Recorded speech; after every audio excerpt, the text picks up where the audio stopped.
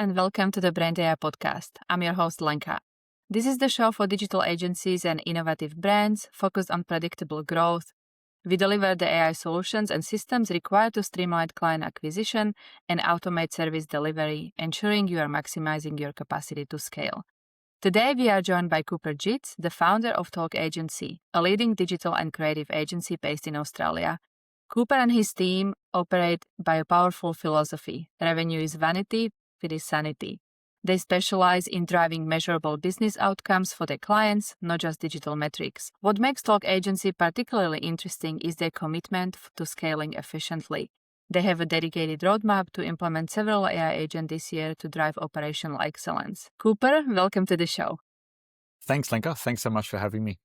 To kick things off, can you tell us a bit about your journey? What was the moment you decided to launch the Talk Agency? Yeah, for sure. So we started the business in 2013, which feels like a lifetime ago now.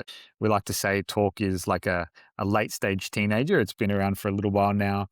The driving decision for it was really just to capitalize on the transfer of marketing dollars from traditional media to digital at the time. So I was in the publishing space, magazines. I saw those assets fall off a cliff in terms of copy sales and revenue. But probably more importantly, I also saw a very large cross-section of businesses that I was working with in that role that were really struggling with how to navigate the shift to digital. It was a really hot button topic at the time, and I just felt like I could add value to those businesses. I'd like to say it was a much grander plan than that, but it really wasn't. That was pretty much it. And so my wife and I started a business in 2013 off the back of that, I guess, remit or that with that goal in mind, and have been building it since. Amazing story. Your agency also prioritized the business performance over just digital metrics. What does that mean for your clients, and why is that focus so critical, especially today? Yeah, look, I think there are a lot of things that you can measure. We're drowning in measurement and data, and there is also the ability to make data say whatever you want. You can measure vanity metrics, you can measure combination metrics, you can come up with your own metrics. There's a lot of different things you can do. And what we try to do and where we add value is we work with businesses predominantly who are like mid-market. We're a mid-market agency, so we're not the best fit for like a Coles or a Woolies, nor are we the best fit for a one-man band. That middle market is where businesses are often controlled or owned by a founder or a really small group of shareholders, and they speak a common language, and the common language is the P&L. Top line revenue, bottom line profit. They're the numbers that everyone knows and everyone speaks. Everything else to people like that, and certainly to CMOs that report to boards and things like that as well, is noise. So what we try to do is understand, what does success look like for that business in terms of driving growth? Is it revenue growth? Is it margin expansion by finding the right kinds of customers? Is it geographical expansion? Whatever that business goal is, and then designing a digital strategy that's going to deliver on that business goal, as opposed to saying, here's some awareness, here's some engagement, impressions, clicks, all the traditional metrics. Those metrics are still important, but they need to feed into a business goal that we can measure and drive an outcome for. When you do that, the client is generally much more open to working with you in the first place, but it's much easier to find common ground with the client when you're speaking in the language of the P&L as opposed to a digital report. And it breeds much more longevity in the relationship between the agency and the client. Yeah, I agree. Do you have any recent examples or something you could share that you kind of designed a dedicated tailored strategy based on what you just said? Yeah, definitely. Probably one of the common ones we see. We work in a few main industries: healthcare, outdoor leisure and lifestyle, business to business, and travel, tourism, and hospitality. So hotels in particular. If you look at the hotel industry, let's call it 20 years ago, the OTAs, the online travel agents, so your Expedias and your Booking.coms really started to come in and take market share there. And they've just been an upwards march in terms of the makeup of, or the revenue mix for a hotel. Used to be sort of minority to the OTAs, and often when we speak with a hotel, it's the majority of the revenue. And those OTA costs are high and climbing. Expedia, Booking.com, they have shareholders to answer to. their costs are not going to go down. They're always going to go up. There is this sort of myth that it's not achievable to obtain what we call a direct booking in that industry. So a revenue action off the back of a marketing action that you take at the hotel level. There's a misconception that it is impossible to achieve a direct booking at costs, all-in costs comparable to an OTA. We do not believe that at all. We've got quite a number of examples where we've come in, we started to work with that hotel, we've identified inefficiency in the way they're deploying their digital marketing activity, reporting on it, optimizing it, etc. We've been able to improve on that and then report on, here's your total spend and here's your revenue outcome and here's how the revenue is lifted over the last 3, 6, 9, 12 months. And that is generally a combination of your advertising costs, your direct advertising costs, but also our costs, in select cases, costs of internal marketing resources like marketing team members and things. So yeah, that's probably the most common one we see. We've practiced quite a lot in that space, but we see iterations or variations of that across most of our clients. Amazing. Thank you. It seems like you have really good thing going, and you're also aiming for efficient growth this year. What is the single kind of most important factor that drive the growth plan for you? Look, I probably would have had a different answer to that question a couple of years ago. We were quite a young team when we first started the business, and so we sort of had to learn through trial and error, the right and the wrong way to grow. I would say growth requires 2 steps that you need to take. The second step is sales and marketing to drive revenue growth. Generally, most people default to that as the first step. We sort of see that as the second. The first is really operational efficiency. So you need a model where you can understand the unit economics of that model and know that if I attain this client, this scope of work, service, package, solution, product, whatever it is, if I obtain it at this rate and I deliver this set of activities in this way, it will deliver X outcome for the agency or the business from a profitability perspective. And then you ideally want some levers that you can pull over time to tweak and tune that to improve that in an incremental way. So it's very hard to drive 10, 15, 20, 30% improvement in profitability with one thing. There's no silver bullet. It's lots of little 1%ers, and they typically add up to that outcome. I'd say to drive sustainable growth, the first thing you need and the first step you need to take is to ensure that your operational efficiency is set up in a way that you know that if you obtain a client or a piece of business in a certain way at a certain cost, you will make a certain margin or in a certain margin range off that piece of business. Because unless you're VC funded, which very few agencies are, this is not the industry we're in. Unless you're VC funded or you're deliberately running at some huge loss for some huge higher power sort of growth reason or something, then you need profit to fund the next stage of your growth. That's very important. But yeah, step 1, operational efficiency, and then step 2, a sales and marketing plan that's going to deliver the demand into that operational efficiency. Amazing. That leads very nicely to my next question, which is actually operational challenges and efficiencies and your work on current AI and how to integrate this within the agency. How does it look like for this year? What do you have in books? What are you guys planning? Yep. So we last year we ran a distributed team. So our business is distributed across Australia, the US, and Brazil. We ran a 2-stage sort of process last year where we brought everyone together in the Australian team and flew someone over from Brazil, and everyone together in the US and Brazil team and flew someone over from Australia, just to sort of workshop and thrash out what our priorities were, what our needs are, I should say, from an operational efficiency productivity perspective for this year. We've gone through and we've scored all those with like an ICE framework to understand where we're going to get the best business value. And then we've now got sort of a goal to implement between 2 and 3 of those every quarter throughout this year. So by the end of the year, we should see about 12 key agent implementations across the business. And they're not going to deliver rainmaker change to our business. It's again, they're 1%ers, 2%ers, 3%ers. They're going to add up to be the 10 or 15% improvement that we're looking to achieve throughout the next 12 to 18 months. The main areas we're working on is reporting, really improving the way we report so we get more value to our client.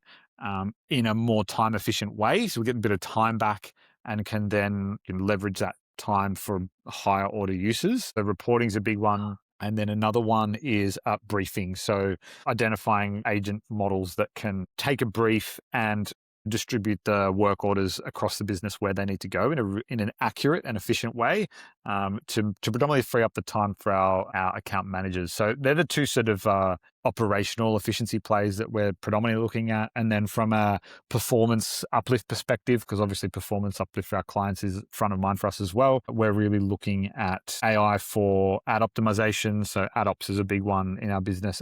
Also creative scalability. So we've got a really great creative practice in the business and a creative team, but just understanding through AI agents what we can do to scale up creative at high volume, high frequency, but also high quality. A lot of the stuff you see off the shelf will do one of those things pretty well, but it's hard to get all three at the same time. So that's another brief that we're tackling internally this year. Incredible. I really, really love the idea. Just on these AI agent and implementation, how do you ensure that, it will still have this human touch? They wouldn't feel like things are way too automated or robotic, because a lot of people or clients can be a little bit skeptical when it comes to ad creation, especially.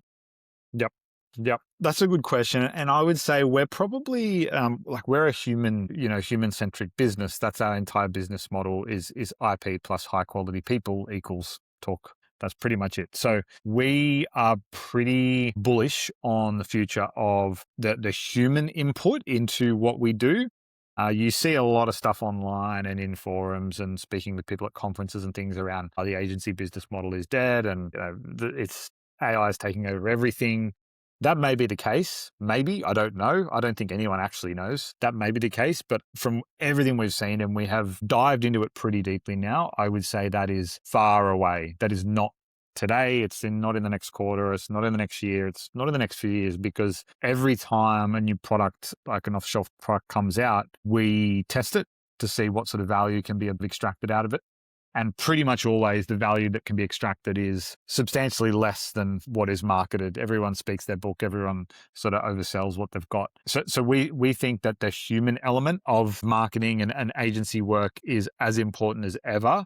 I think the intersection that is going to add the most value for clients is, I don't think there are many clients that have a deep understanding of, nor should they, it's not their problem, but they don't have a deep understanding of how much administration work goes into, let's call it marketing administration rather than strategy or creative work.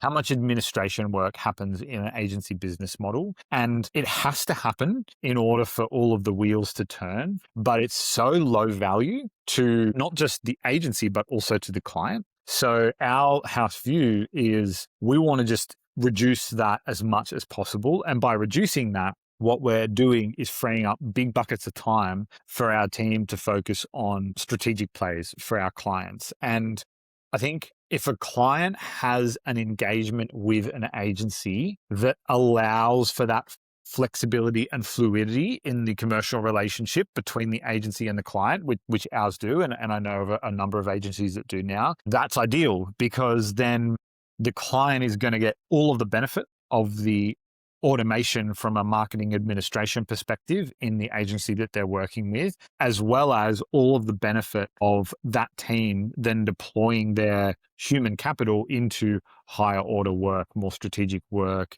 testing and learning, new initiatives, etc. And there's a million examples of that if you started to get down into client types, verticals, industries, scopes of works, etc. But that's how we see it playing out, is just making sure the commercial agreement between the agency and the client has that intersection of administration, automation clearly mapped out, and then the client is clear on what additional value they will extract out of that automation. Yeah, agree. The admin part is very interesting because, as you said, there's just so much going on in an agency that, clients have no idea what's happening in the background. Does it make you rethink future hires when it comes to juniors versus seniors? Because obviously it will change. A lot of people will kind of have a different JD in a sense, because a lot of things will become automated. Will it change the way how you hire in the future? That's a good question. Probably two sort of thoughts to answer that. The first would be, I'll current hiring learnings. And then the second would be what the future might look like. From a current hiring learnings perspective, we've definitely moved up the hiring curve in terms of we do look to bring people on that have past experience. That speeds up the transfer of their skill set into our business and brings them in at a more strategic level with a client faster, which is required in this era of, let's call it, administration automation. So that's the experience, that's the journey we've been on. And I would say the outcomes of that are very positive for our business and for our clients. So, no real net negative there. But in terms of what does the future look like for bringing up more junior talent, training more junior talent, et cetera, I think junior talent that want to get into the agency industry, they're just going to need to be more agency purist in their mindset than perhaps they have been to date. So, in years gone by, someone who's junior and sort of entering the industry, they'll think, okay, what am I going to, you generally try a few different things early in your career. You might be client side in like a marketing coordinator role. You might get a coordinator role in an agency. You might bounce back and forth a couple of times, sort of pinballing around, getting a taste for different things. And then you find what the ingredients are that you like the most, and then you lock it and you build your career there. That's typically what we've seen happen in the industry to date. What I would see happening in the future more is junior team member, like junior people who are looking to enter the industry, they have a higher level of conviction around agency model being the right fit for them. And they are able to recognize that the growth curve in an agency environment is going to be much faster than in a larger sort of corporate or client side environment. And they will ladder up into that very quickly. So, where you might have gone coordinator for 2 years, junior account manager for 3 years, account manager for 3 years, and then up into the AD ranks, you'll be, coming in, finding your feet as a coordinator for 3 to 6 months. And then you'll be needing to, start to get in conversations with clients and move, just up the levels faster. And I think that is okay. I think it's great for the talent. That's a win for talent because you've got upwards mobility, upwards earning trajectory faster, economic, growth at a faster rate. Where it might feel uncomfortable is on the client. The client might be feeling, oh, we're getting these junior team speaking with us, like that's not what we signed up for. I think it's okay as long as those more junior team members coming into the agency world are adding a lot of value early on. So they've got like a fresh lens or a fresh take on something that they've really developed aggressively, and they're able to demonstrate value to that client pretty quickly. If a client is able to get a new idea off the ground or an improved set of results from an agency partner, they're not, and as long as the people they're working with in the agency are professional and polite, which everyone should be, then they're not really going to care if that person has got, 20 years of experience or 20 months of experience. They're just going to care about the results. So as long as we're positioning and framing those more junior team members correctly and laddering up their skills faster to match that faster growth in their career ladder, I think it should work fine. Thank you.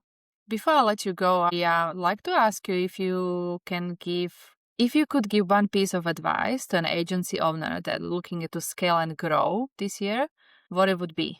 I think probably the key piece of advice for growing an agency in 2026 is specificity. So the more specific you can be and the clearer you can be around who your ideal client profiles are, who you're trying to serve, what industries you're going after, the size of the client that you're going after, and then how that translates into what you are providing from a service perspective to ensure scalability, repeatability, consistency of service delivery. That's going to net you happier clients that are going to refer and help you to grow. And it's a flywheel effect. And I think that's an area where we, as I mentioned earlier, as a young team when we first started, we took a lot of years to learn that the hard way, trying to be all things to all people, as a lot of new agencies do, and have since learned, not to do that. And I think as long as you are being as specific and as clear as possible in 2026, you'll be able to carve out a really nice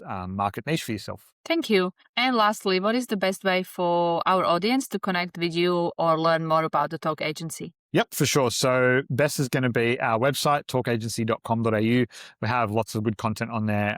We're actually heading into a refresh on that in the next quarter as well. Otherwise, my email, just cooper@talkagency.com.au. Thank you. Thank you so much. You can find all these links and resources in the description below. To all our listeners, thank you so much for tuning in. Remember to subscribe and review. We'll be back soon with another interesting topic.